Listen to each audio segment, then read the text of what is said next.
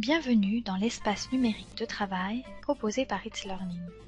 Cette vidéo met en scène l'utilisation d'It's Learning pour des élèves du primaire. Conscient des spécificités des jeunes élèves, It's Learning a conçu deux interfaces dédiées aux élèves du primaire. Découvrons dans un premier temps l'interface It's Learning pour les jeunes apprenants. Nous voici sur la page publique de l'ENT, accessible à tous et donc commune à toutes les interfaces. Connectons-nous en tant qu'élèves de grande section ou CP. L'interface a été conçue pour que l'élève se familiarise avec l'utilisation d'un ENT de façon ludique et intuitive. L'élève peut personnaliser son environnement par exemple, et grâce aux couleurs et aux pictogrammes, cette interface est accessible même aux élèves qui ne savent pas encore lire. On retrouve le principe d'une page d'accueil où l'on peut intégrer du web de zéro.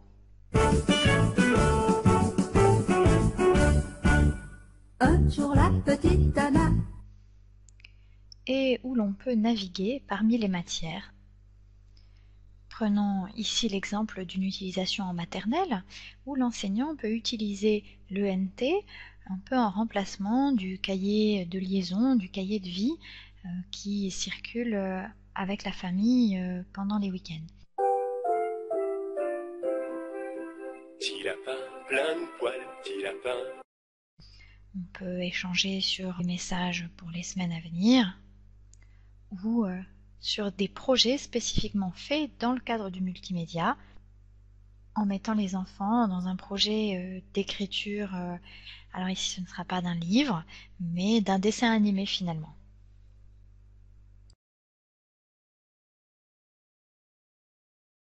Pour retourner à la page d'accueil, intuitivement l'enfant clique sur la maison et retrouve ainsi ses autres matières, comme ici par exemple un contenu pour DCP, où l'enseignant renseigne sur l'ENT les mots à revoir pour la prochaine dictée. Imaginons maintenant que notre élève grandit et arrive en CE1. Dès la fin du cycle 2, il est possible, avec des élèves déjà familiarisés avec notre ENT, d'utiliser l'interface intermédiaire. Cette interface reprend les fonctionnalités de l'interface classique d'It's Learning, mais avec une présentation plus graphique et colorée qui facilite la navigation. Dans cet exemple à destination d'un élève de CE1, le professeur utilise l'ENT pour accompagner l'élève dans sa lecture suivie. L'élève va progressivement, grâce à de la préparation en classe, pouvoir interagir sur la plateforme, comme ici, où il enregistre lui-même les mots qu'il n'a pas compris dans sa lecture.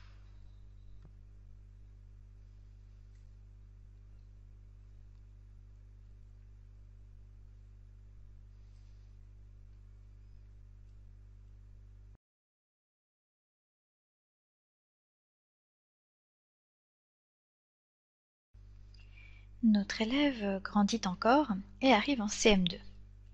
Il a acquis suffisamment d'autonomie pour utiliser la plateforme intermédiaire dans ses diverses fonctionnalités. On retrouve bien une structure de page similaire à celle de l'interface classique, permettant ainsi une transition facile vers le collège.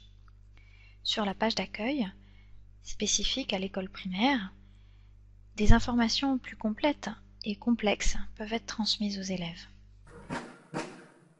Une fois par an, des enfants prennent la place des vrais députés à l'Assemblée nationale. On peut même imaginer que cette page d'accueil soit préparée par les élèves eux-mêmes dans le cadre de projets de classe. L'élève accède en un clin d'œil à l'ensemble de ses matières et projets. Prenons l'exemple de ce cours de géométrie. L'enseignant utilise ici l'ENT pour poursuivre la relation avec les élèves après la classe. Comme dans l'interface classique, les élèves retrouvent sur la page de garde de la matière le cahier de texte, les activités, etc.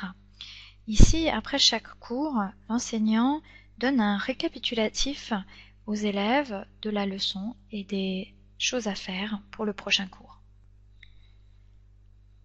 L'élève retrouve donc sa leçon à apprendre, il a même accès à des ressources, un manuel numérique par exemple.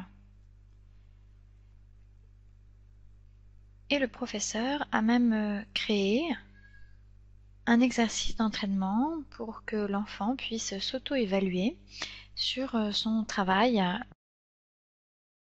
ai-je bien appris ma leçon? Alors, je fais un exercice. Et l'enseignant a prévu une correction automatique de cet exercice pour que l'enfant accède directement à ses résultats.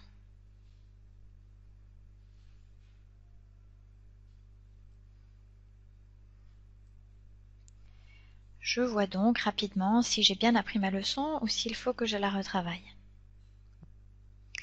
Dans une autre matière, nous allons prendre ici les arts plastiques. L'enseignant décide d'utiliser la plateforme en classe. Quand l'élève se connecte, il est invité à cliquer pour commencer le cours. Commence alors une présentation qui va permettre à l'enseignant d'utiliser des éléments multimédia pendant son cours. Des scans d'images, des images qu'il n'aurait pas pu faire circuler en un exemplaire pour chaque élève et qui sont donc accessibles pour tous les enfants à l'écran grâce à la plateforme. Cette présentation devient alors un support et un outil pour l'enseignant qui garde des phases d'interaction, de mise en commun, mais permet aux élèves d'accéder à des éléments multimédia et à des prolongements éventuels. Et ainsi, l'enseignant choisit l'usage qu'il souhaite faire de la plateforme pour chacune de ces matières.